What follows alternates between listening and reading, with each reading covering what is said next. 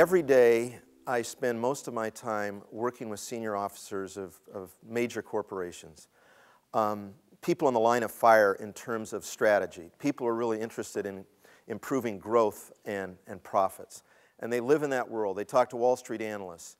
And we are on the cusp of a radical change in leadership.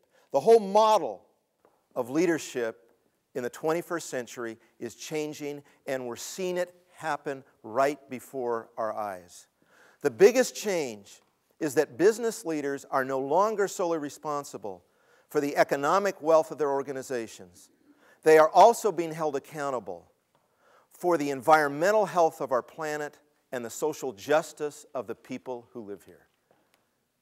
I'm not making this up. The McKinsey consulting firm just 2 months ago released a study that said the third greatest risk, according to CEOs of Global 1000 companies, to their organization is the reputation lost of acting irresponsibly or environmentally destructively for both their consumers and their employees. The second big trend is that there is a merger between corporate philanthropy, corporate social responsibility, marketing, product development, and the nonprofit world. And this is happening today. It's happening right now. And the biggest deficit, the biggest hole in all of this is leadership. Because leaders are scared, they're frightened, they don't want to make a mistake. Because they'll lose their jobs, they'll look like fools. So we have a herd of followers masquerading as leaders. And then we have a very few. And I'm going to take you through a case study, something I was involved in 15 years ago that is still thriving today, that is an example of something called socially strategic capitalism, which when I teach it, I call it socially strategic leadership. And what I mean is simply this. It is strategic to create a healthy planet with healthy people. They are, after all, our customers. So, last year, my wife and my son and daughter came down to this campus. And armed with our video camera, we were doing some research, our own social research. And we trapped about 40 students out here on the quad, and we just asked them 3 questions on film. And the questions were, what is your dream? What are you most worried about? And if you could change anything, what would it be? So 40 students, private affluent university. We had students from several different countries, including the Middle East. We had many people from many ethnicities answer our questions. To a person, with no exceptions, to a person. Everyone's dream was to change the world. Everyone's dream had to do with the alleviation of poverty, with saving the environment, with bringing education to the uneducated, with ending disease. You'd be so proud. More than that, many of these kids had plans. One young African American was studying to be a football coach and a teacher to go back to the inner city to let people know that they could get a college education without being a scholarship athlete. Others were planning to attend medical school to devote most of their time to Doctors Without Borders kinds of organizations. Now, some people might say, well, gosh, you know, at that age, everybody's idealistic. Everybody wants to change the world. But that's not what the social trends say. The social trends say that there is more energy to save the world, save the planet, save our society in the generation 30 and below than maybe any time in American history, certainly at any time that social research has been going on.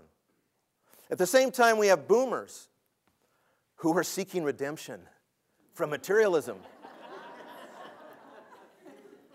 And the convergence of wisdom, of assets, of creativity, and energy is the oxygen of the future. About 15 years ago, one of my sons, named Funboy, came home and said, Dad, Dr. Cox is selling his house. Well, Dr. Cox is a college professor who lived in our neighborhood, and his son was my son's best friend. And his son was Dr. Cox is an ethnobotanist. An ethnobotanist is somebody who is an expert in plant and ecology as it interacts with the native people, indigenous people, usually in primitive areas in the world, because those people obviously use those plants for medicinal purposes and food and have a form of sustainable agriculture.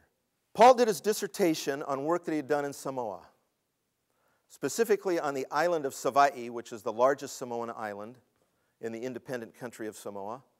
And he went back to visit, and when he went back, he saw a scene of bulldozers and chainsaws ripping down an old-growth rainforest of 30,000 acres. This is what happened. The government of Samoa had mandated a universal literacy and that every village had to have a school. The cost of a school is about $40,000. Well, the average per capita income of a Samoan is less than $500 a year, most of that through repatriated funds from New Zealand or Los Angeles, and had no money to build a school. But the government would build a school and give a mortgage to the families. So, a lumber company. A lumber company financed by Asian countries who have a high demand for old-growth forest timber had offered to pay for their forest $40,000, enough to pay off the school. It translated into a penny a tree. Penny a tree.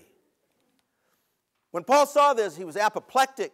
He ran to the village chief. The chief explained everything, but they hadn't signed the contract even though the cutting had started. He said, I'll pay for the school. We've got to stop this. They literally ran out in front of the bulldozers, waved their arms, stopped the bulldozers. Now, Paul had no money. He was a college professor. He called home from Samoa, said, Barbara, his wife, put the house up for sale. Got to save the forest. His son Paul comes into our home, tells the story to my son. I don't know where we're going to live. Kind of exciting. Paul comes home, and I said, Paul, this is ridiculous. Let's just get on the phone and raise $50,000.